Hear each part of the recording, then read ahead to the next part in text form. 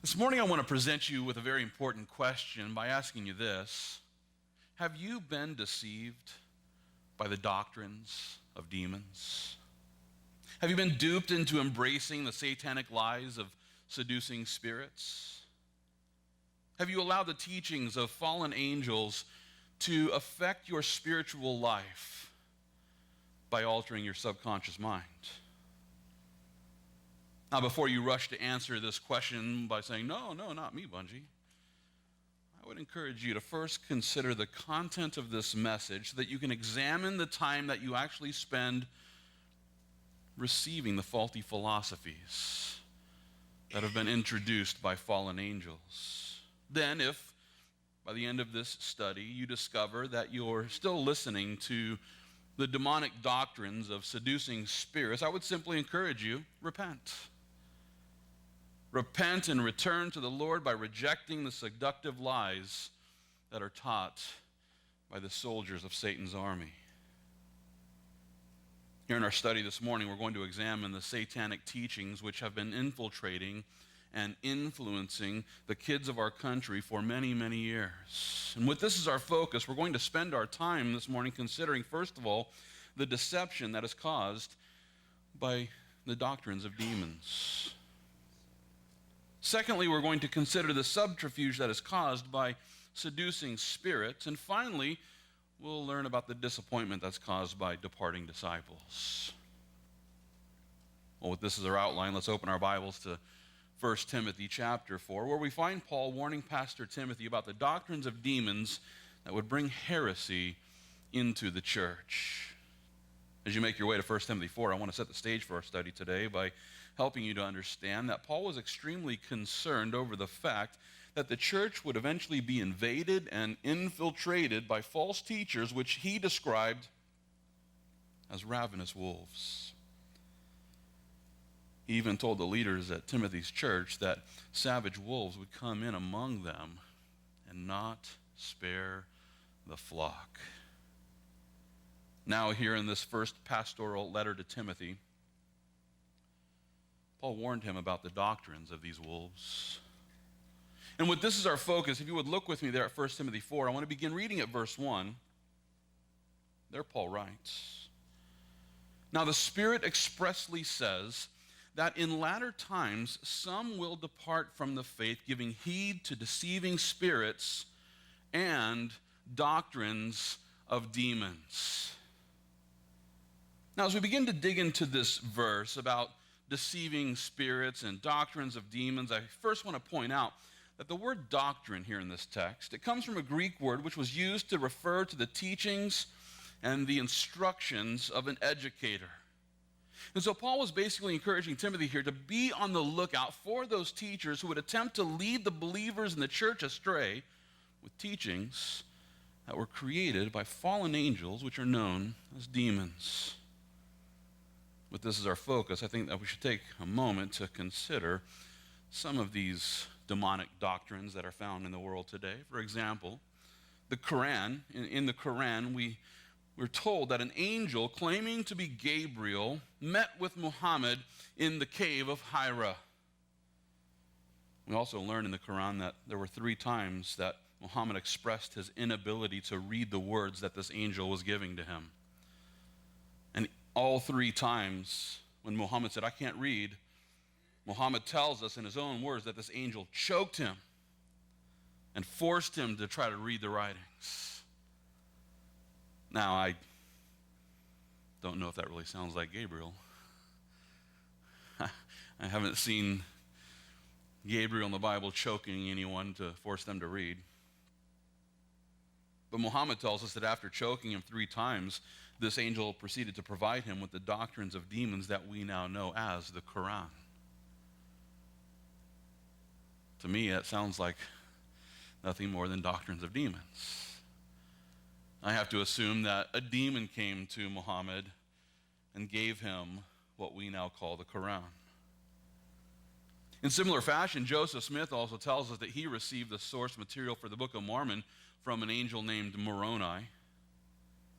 According to Mormon history, Joseph Smith was praying in the woods in upstate New York so that he might know which church to join. There were all these different choices of churches, and he wanted to hear from God, allegedly. Which one of them was the right one?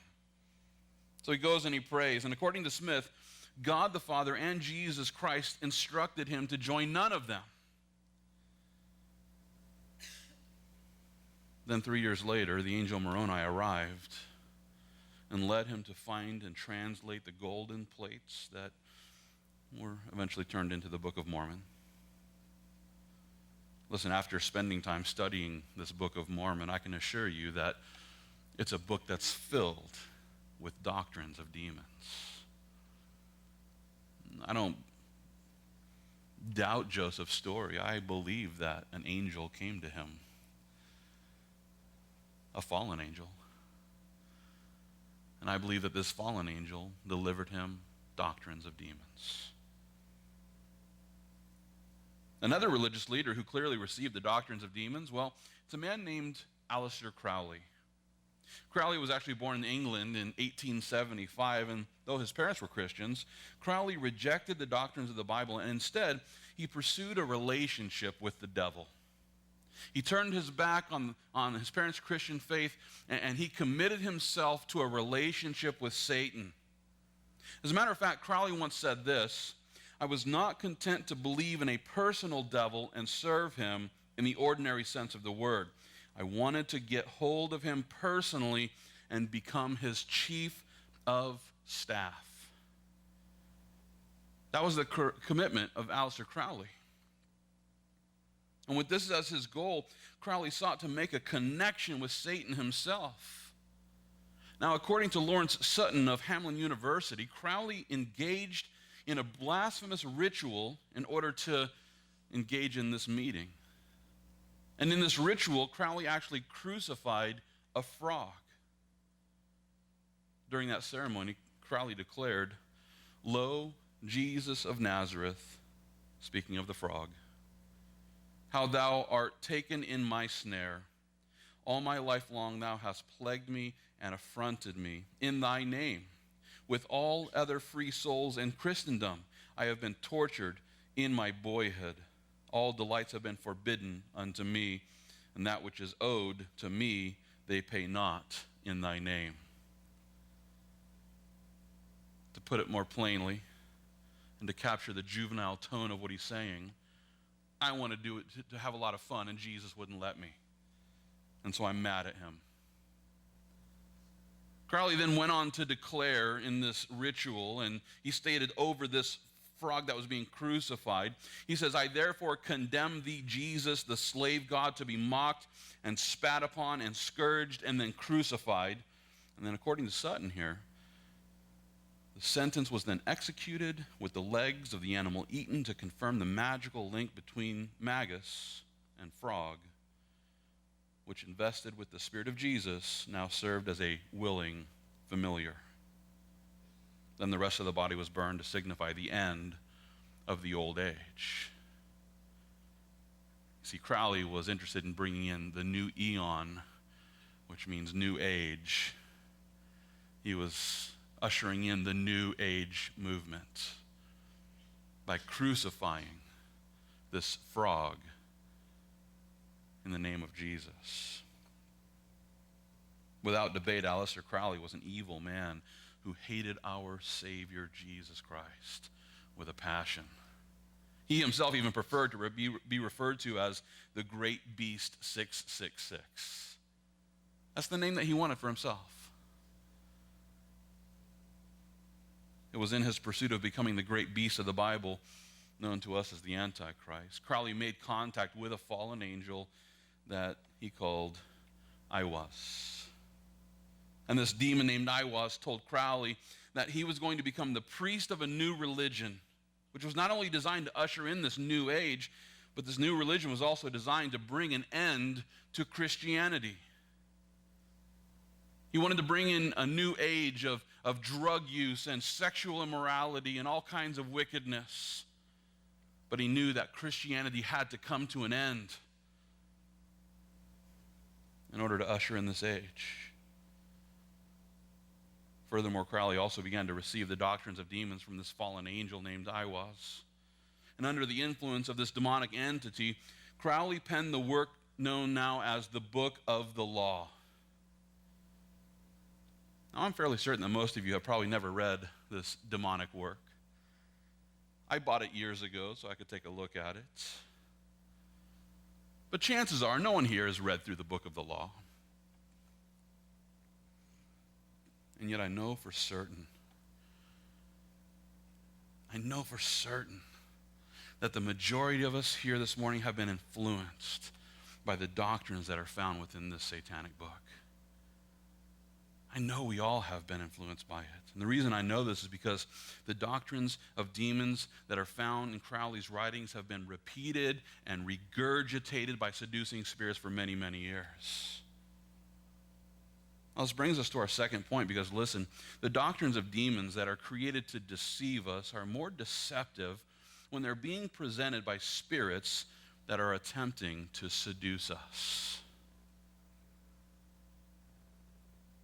When spirits come to seduce us with these lies, we're more susceptible to them. With this as our focus, I'd like to take another look at what Paul was warning Timothy about here in our text. If you would look with me again there at 1 Timothy 4, verse 1. There Paul declares, "Now the Spirit expressly says that in latter times some will depart from the faith, giving heed to deceiving spirits and doctrines of demons." Here in this verse we find Paul describing the fallen angels that bring these doctrines of demons, and he tells us that these are deceiving spirits. It'll help us to know that the word deceiving was translated from a Greek word, which in this context was used to describe someone who was seducing others into the corruption of doctrinal error. There's a seduction going on with this deception. It's for this reason that the translators of the King James Version of the Bible render the verse in this way: "Now the Spirit speaketh expressly that in the latter times some shall depart from the faith, giving heed to seducing spirits and doctrines of devils." Or more simply put, these spirits will be very seductive about their deceptive doctrines. They're not going to come, looking like hell on earth, looking as evil as they can. They're not going to come and say, "Hey, come sit down and let's crucify a frog together." No, they're going to come and appear to be beautiful, seductive, tempting. In order to further understand the alluring appeal of these seductive spirits, it's important for us to remember what Paul said in 2 Corinthians 11 when he told us that Satan himself will transform himself into an angel of light. One of the greatest deceptions in the world today is how Hollywood portrays Satan and demonic entities, and it's always scary and evil, and got to stay away from all of that. But Paul tells us, no. Satan isn't going to come necessarily like the movie The Exorcist, but rather probably more like a Lady Gaga video or a 50 Cent video. Seductive, alluring. Paul goes on to tell us that Satan's ministers will also transform themselves into ministers of righteousness. They're going to come and seduce us and try to convince us that what they're saying is right, that we should listen to them. That being the case, we must understand that these seductive spirits that Paul was warning Timothy about, they're going to be beautiful ministers who are bringing doctrines that are very attractive to our fallen nature. It will appeal to our desires. Now, as we consider the way in which the devil has a plan to send out seducing spirits who will declare these deceptive doctrines, it's also interesting to note that this is exactly the plan that the devil gave to Aleister Crowley. Remember, Satan's chief of staff. Satan gave him a plan for sending his doctrines out so that people would receive them. As a matter of fact, Crowley even revealed this plan when he declared this. He said, "Let me seduce the boys," speaking of the boys there in England where he lived. He said, "Let me seduce the boys." Then he said, "These boys become men and will bring about the new heaven and the new earth." He went on to say this, "Without an army, I am useless. Give me an army, young men, and we will sweep those dogs," speaking of Christians, "into the sea." Give me an army of young men, and we'll bring in this New Age movement. Now remember, Crowley was a man who wanted to become Satan's chief of staff, and after receiving the doctrines of demons from a fallen angel, Crowley then sought out to find young men who could go out and seduce the world with his demonic doctrines, thereby ushering in this new age. That being the case, we should ask, did he find those soldiers for his army? Did he find those young disciples there in England who would herald his message? Well, it's sad to say that the answer is a definitive yes. Aleister Crowley most certainly found an army of young men who were more than happy to seduce the world with his doctrines of demons. As a matter of fact, it was 20 years after the death of Aleister Crowley when a group of English rockers released the famous album known as Sgt. Pepper's Lonely Hearts Club Band. Those of you who are familiar with the album will also remember that the lyrics of this title track begins like this: "It was 20 years ago today." You know the rest.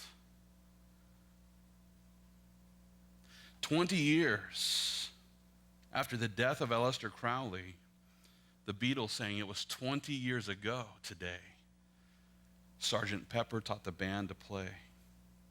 Now, as we consider these lyrics, I'll remind you that this album was released, like I said, 20 years after the death of Crowley. And so, is this a coincidence? Did they know what they were writing? Is it possible that the Beatles were just confused or making stuff up? Or is it possible that they were referring to Aleister Crowley as Sgt. Pepper? Well, in order to answer this question, I'll remind you that Crowley, he was attempting to seduce an army of young boys there in England who could help him destroy the Christian faith by ushering in a new age of Satanism. And not only was he looking for an army of young boys, but he also sought to serve Satan as his chief of staff. He wanted to be a military commander in Satan's army.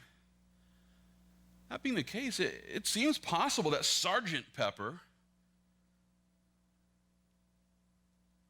might be a symbolic homage designed to pay their respects to this military commander who had died of a heroin overdose 20 years before this album was released. Now, I realize that this could be a bit of a stretch. You could be saying, well, okay, there's a few connecting points here, but you can't make a strong case for this. Well, I would agree at this point. Yeah, there's not enough information to say, yeah, Sgt. Pepper is Aleister Crowley. But I'd like to examine a few more clues. You might not know this, but the Sgt. Pepper's album cover contains a crowd of people who are standing behind the band. According to Paul McCartney, the plan was for the album cover to include a wall of their heroes behind them. If you look at the album, in the top left corner of this top-selling album, there's a picture of, you guessed it, Aleister Crowley. There in the top left-hand corner, Aleister Crowley, second person on the list of their heroes. Now remember, according to Paul McCartney, the crowd of people was made up of their heroes, and so Aleister Crowley, if nothing else, was at least a hero of the Beatles. And with that being the case, it's not hard to imagine that the Beatles, maybe they wrote a song about their second favorite hero. To further prove my point, I should point out that John Lennon once explained this. He said, the whole Beatle idea, now this is going to sum up the Beatles right here, in the words of John Lennon. He says, the whole Beatle idea was do what you want. Then in order to explain what he meant, Lennon goes on to declare this: do what thou wilt, as long as it doesn't hurt somebody. Now, in order to understand the origin of Lennon's words here, it'll help us to understand that the demon who was influencing Aleister Crowley led him to reverse the words that Jesus prayed right before his crucifixion, so that not my will but thine be done would become do what thou wilt shall be the whole of the law.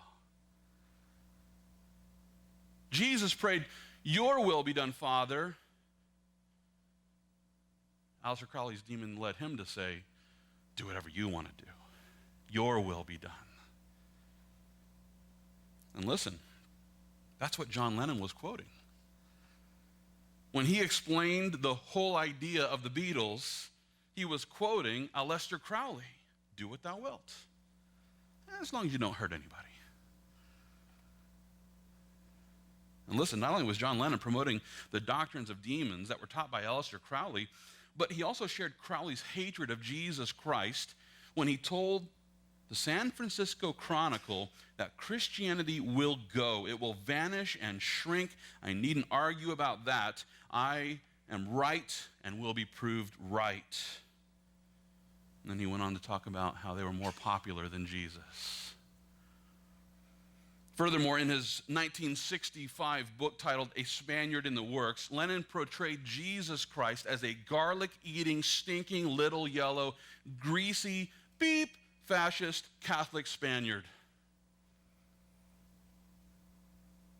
Those are his words. That's his book that he wrote. In the same book, he blasphemed the triune God of the Father, Son, and Holy Spirit by calling them the fodder, sock, and Mickey Most.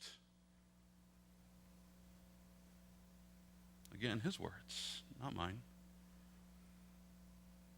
Clearly, John Lennon, and the rest of the Beatles for that matter, they were young men from England who were influenced by Aleister Crowley's teachings. The whole idea of the Beatles is do what thou wilt. Not only were they influenced by Aleister Crowley's teachings, but they were also soldiers in Crowley's army. And they were happily marching to the beat of Sergeant Pepper's drum. To further prove my point, you'll probably be interested to know that Harvard professor Timothy Leary, he also claimed on television that he was carrying on the work of Aleister Crowley. That's what he said about himself, that he was carrying on the work of Aleister Crowley. So this is one of his disciples, one of his soldiers, and he described the Beatles as being, and I quote, the four evangelists, referring to the psychedelic lifestyle that Crowley was promoting. According to Aleister Crowley, the Beatles were the four evangelists. They were the Matthew, Mark, Luke, and John of Aleister Crowley. Therefore, it seems obvious to me that Sergeant Pepper, I think there's a pretty good case to be made that Sergeant Pepper is definitely Aleister Crowley. And listen, not only were the Beatles part of Aleister Crowley's evil army, but so was the English band known as the Rolling Stones. To prove my point, I'll remind you that the Sgt. Pepper's album was released 20 years after Crowley's death. And in the same exact year, which you can go back and you can look to see that the Beatles and the Stones planned this out, it was in the same year that the Rolling Stones released their album titled Their Satanic Majesty's Request. Now, why would you name your album Their Satanic Majesty's Request unless you were a servant of Satan? Some might say, oh, it's just a joke. It's just a joke. What's the joke? I'm waiting for the punchline. I don't get it. Doesn't seem funny to me. In the next album after Their Satanic Majesty's Request, in that album titled Beggar's Banquet, they actually sang a song. It's a famous anthem now called Sympathy for the Devil. Where do you think their head was at? Who do you think they were worshiping? Clearly, these guys had no problem announcing their Satanism and their love for their majesty, Satan. And yet, is there evidence to believe that they were actually part of Aleister Crowley's army? Well, in order to establish the connection here, it'll help us to know that there was a film producer named Kenneth Anger, and he establishes that connection between Aleister Crowley and the Rolling Stones. Kenneth Anger was a devoted disciple of Aleister Crowley. He was about 17 years old when Crowley died. But he was a huge fan of Crowley, and he was a movie producer who made many evil, wicked movies, many about Satanism and specifically Aleister Crowley.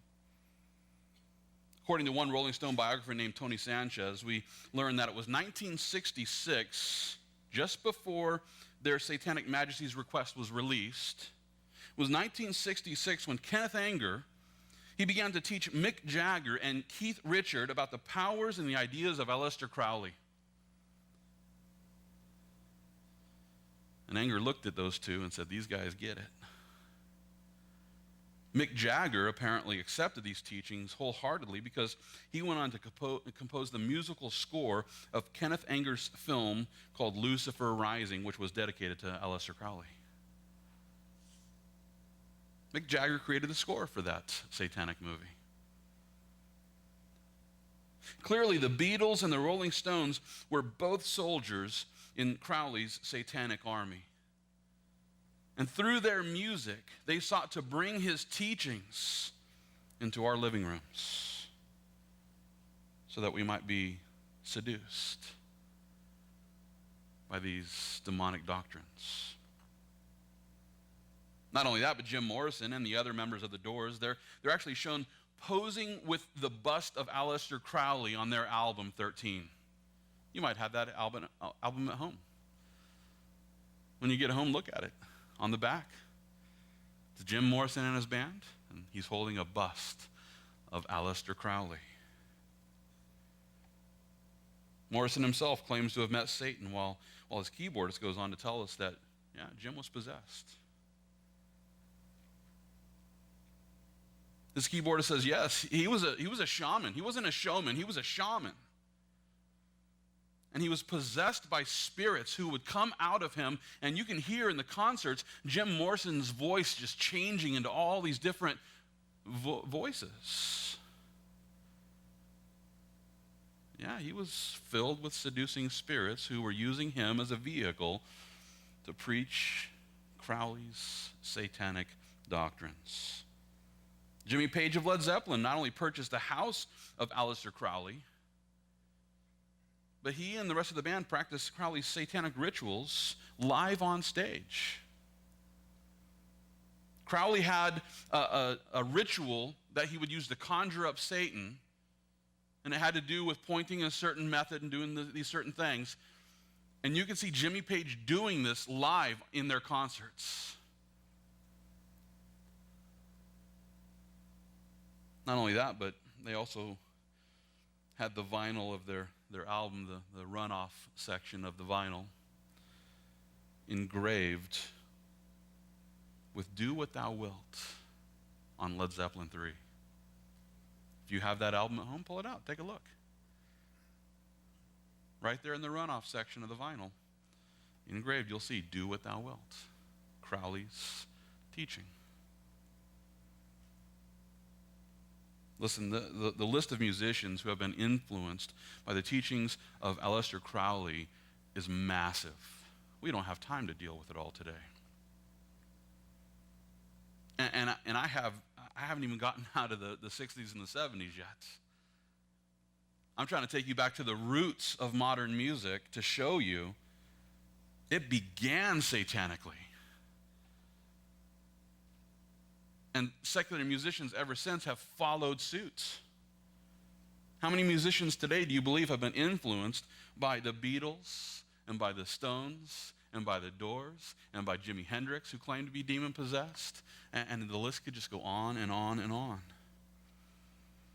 Quick list of others who have been influenced and admittedly influenced by Aleister Crowley's teachings include David Bowie, Prince, Sting, Daryl Hall, King Diamond, Bruce Dickinson, Ozzy Osbourne, and I could just go on and on and on. This isn't backward masking stuff. These are these people telling you, hey, I am a disciple of Crowley. Ozzy Osbourne even sang a whole song to him, Mr. Crowley. It was a worship song. Just like we sing Jesus Christ here in this church, Ozzy sang Mr. Crowley, worshiping his commander-in-chief. Marilyn Manson once stated that Crowley was one of his favorite authors, and he often quotes Crowley in his teachings. And while we would expect the dark bands like Coil and Tool and Murder City Devils to promote Crowleyism, and they do, we also find pop artists like 50 Cent, Keisha, Lady Gaga, and Jay-Z seducing their fans with Crowley's demonic doctrines as well. Case in point, Jay-Z has a clothing line called Rockaware, and not only does he cover his clothing with Masonic symbols like pentagrams and obelisks and pyramids and the all-seeing eye and all this kind of stuff, but he also explicitly expressed his adherence to Crowley's satanic doctrines by producing and wearing a hoodie that explicitly states on the front, "Do what thou wilt." For $600, you can go to Rockaware and get one for yourself. Why would Jay-Z be selling a hoodie with Crowley's demonic doctrine on it unless he himself was a soldier in Crowley's army? What would be the point? Unless this is the doctrine that he's embraced, and now he's attempting to seduce our kids with that same demonic message. I could go on to list many more modern artists who have explicitly embraced the satanic teachings of Aleister Crowley, but I would point this out. You don't have to go and find out who these people are. Because while not all modern musicians have explicitly embraced the teachings of Aleister Crowley, I'm here to tell you that most of them parrot the doctrine, though they might not even understand why. Again, the doctrine of Crowley is do whatever you want to do. How often do we see that in secular music? Do what you want. If it feels right, do it. How many songs in the secular world contain that message? Because that message is Crowley's Satanism. Because Satan knows that as long as you're doing whatever you want to do, then you're not doing whatever he wants you to do. As long as you're doing whatever your heart's desire, then you are not doing what God wills you to do. Satan doesn't need you to worship him. He just needs you to worship yourself. And he's fine with that.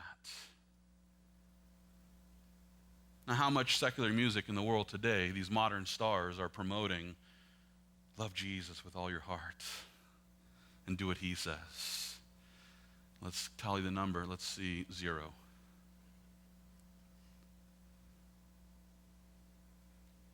You don't have to explicitly be a follower of Aleister Crowley to become a soldier in his satanic army. Crowley doesn't need your allegiance. He just needs you to love yourself more than you love Jesus. That's it. You don't need to believe the philosophy of do whatever thou wilt to live it. And you better believe that the seductive stars of secular music are promoting this do what thou wilt philosophy, whether they recognize what they're doing or not. They might be soldiers in Satan's army, or they just might be puppets.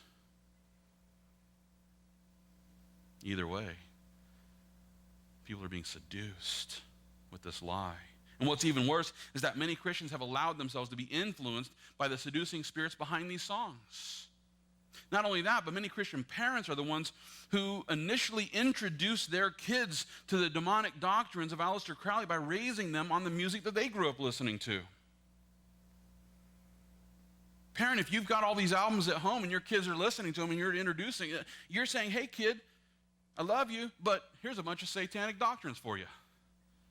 But it's got a good beat and you can dance to it, so that makes it okay, right?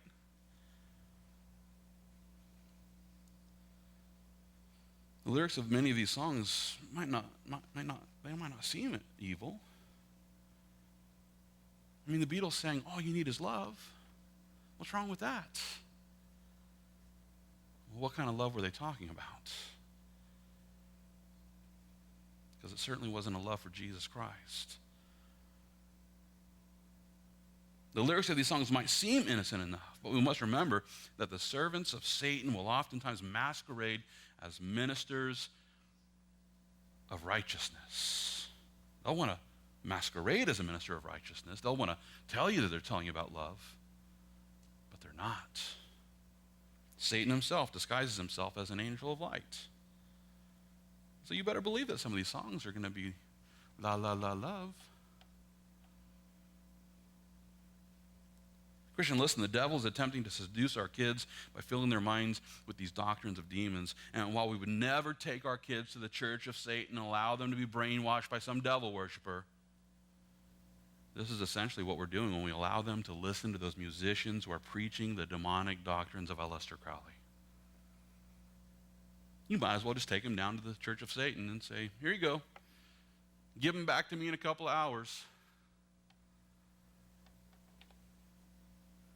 You might not take them down and drop them off, but when you allow your kids to walk around listening to these songs all day long, you better believe that the messages in this music is brainwashing them with these deceptive doctrines. Now, this brings us to our third point because, listen, the seducing spirits who are attempting to deceive us with doctrines of demons have one goal in mind.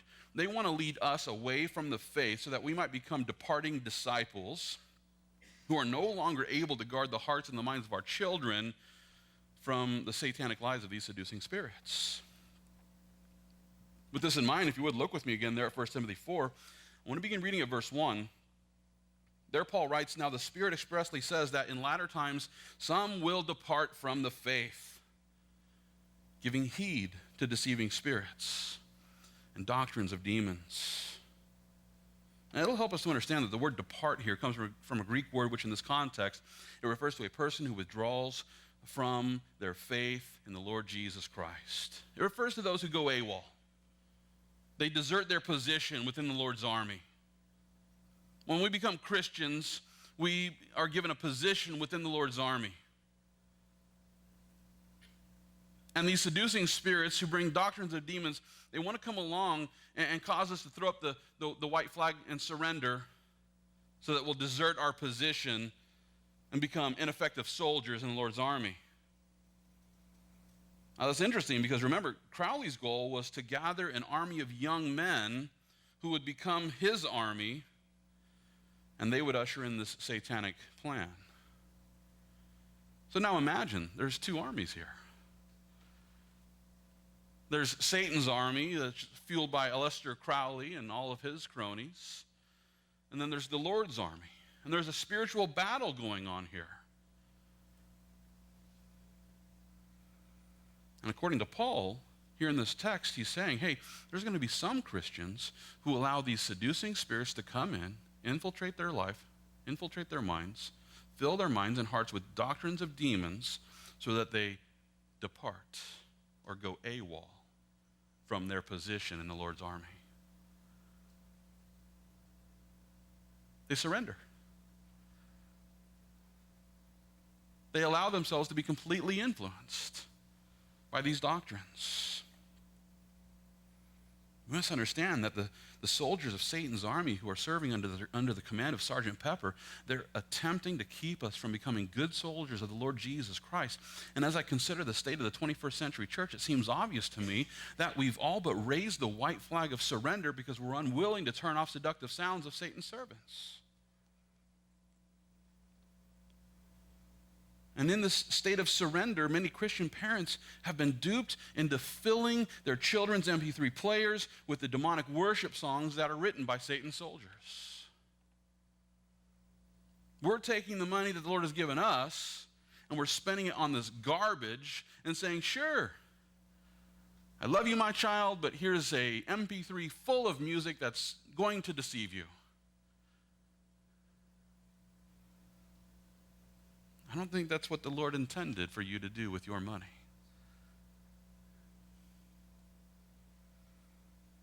Please understand that the average tween or teen, they spend 3 to 4 hours a day listening to music.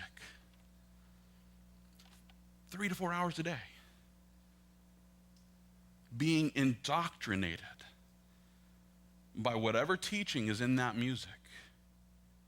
If they're listening to good Christian music, then they're receiving good Christian doctrine. But if they're listening to the soldiers of Crowley's army, then they're being told and taught for those 3 to 4 hours a day to do whatever they want to do. And that message always comes with violence and sexual immorality and drug use, and that's what's oftentimes being glorified.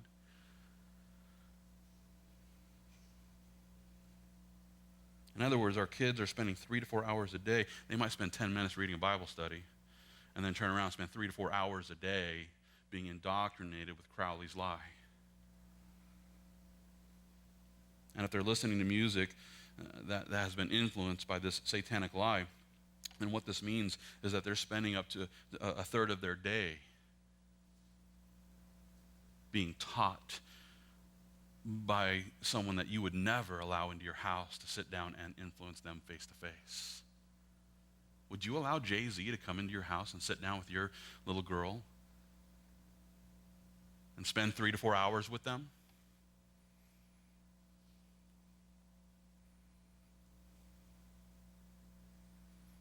It's also interesting to note that according to one study done by the University of Pittsburgh School of Medicine, the teens who reported listening to music more often, those kids who are listening 3 and 4 hours a day to music, had an 80% higher risk of developing a major depressive disorder.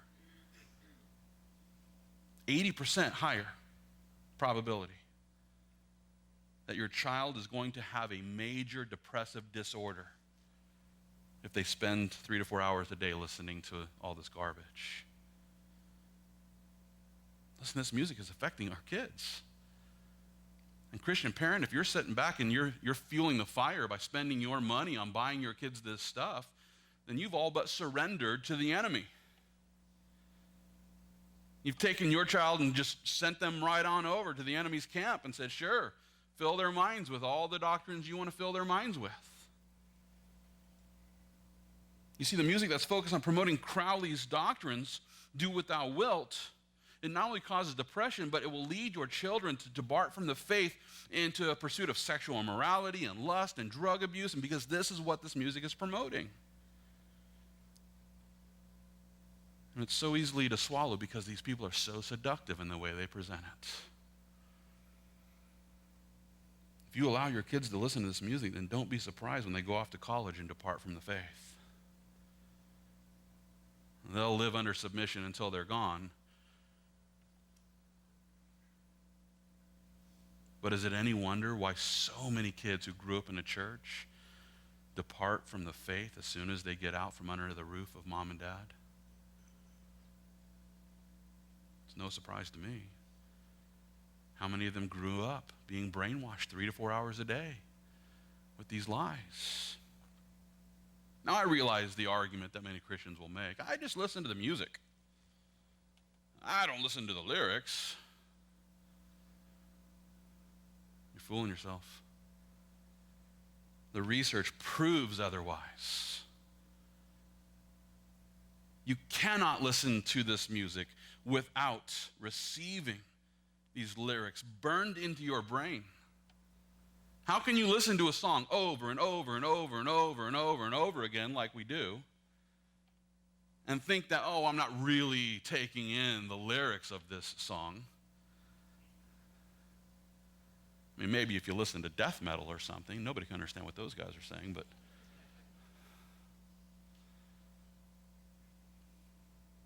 of course you're taking in the lyrics of these songs. And you better believe that whether you know it or not, these lyrics are going in, and if left unchecked, these lyrics will alter the way you think. They will affect the way that you make decisions. It will impact your worldview. How can it not? I personally have thousands and thousands and thousands of songs memorized.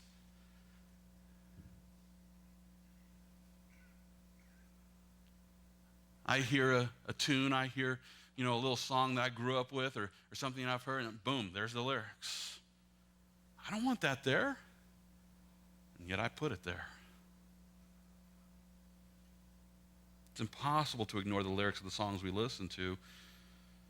And it's impossible to not struggle against them if you're a Christian. That's why I just stopped listening to secular music altogether. I don't need any more of that garbage in my mind. I want the Lord's word to wash my mind and to change those thoughts. That being the case, I want to encourage every Christian here to fight back. Fight back against the brainwashing that occurs whenever we mindlessly listen to these songs that are written by Crowley's satanic soldiers. And then as we take this stand against the enemy, we can then turn around and help our kids fight and win this battle. We've got to lower the white flag, and we've got to fight this battle so that then we can help our kids understand why we need to fight this battle, so that they might not depart from the faith when they leave the house. In closing, I'd like you to turn to Ephesians chapter 5. And as you're turning to Ephesians 5, I pose the question that I opened with. Have you been deceived?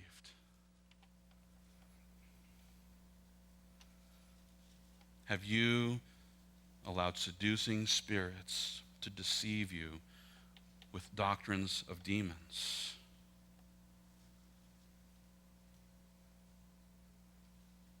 Have you departed from the faith, if by nothing else, living a life by allowing this music into your mind every drive time you're on your way to work? Turn on the secular station, listen to the tunes, sing the songs, and then think it's not going to affect the rest of your day in a negative way?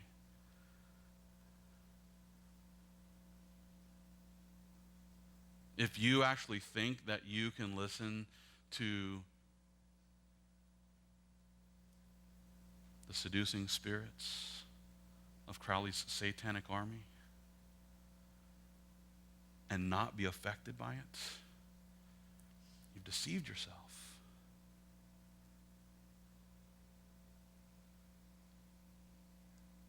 And the Lord would direct us differently.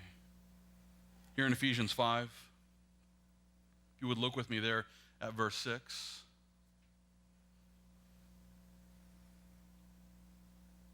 There Paul writes, "Let no one deceive you with empty words." Boy, that describes most of the secular music I've ever heard. "Let no one deceive you with empty words, for because of these things the wrath of God comes upon the sons of disobedience. Therefore do not be partakers with them. For you were once darkness, but now you are light in the Lord. Walk as children of light. For the fruit of the Spirit is in all goodness, righteousness, and truth, finding out what is acceptable to the Lord. And have no fellowship with the unfruitful works of darkness, but rather expose them. For it is shameful even to speak of those things which are done by them in secret. But all things that are exposed are made manifest by the light, for whatever makes manifest is light." Christian, walk in the light and expose the unfruitful works of darkness.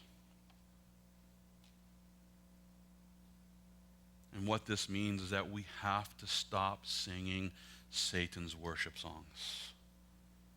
That's what they are. The songs that glorify "do what thou wilt" are the worship songs of hell. The songs that would direct you to just do whatever's in your heart and ignore the will of God.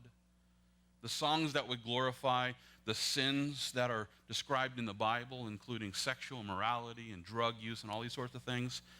These are Satan's worship songs. Why would we sing them? Why would we listen to them?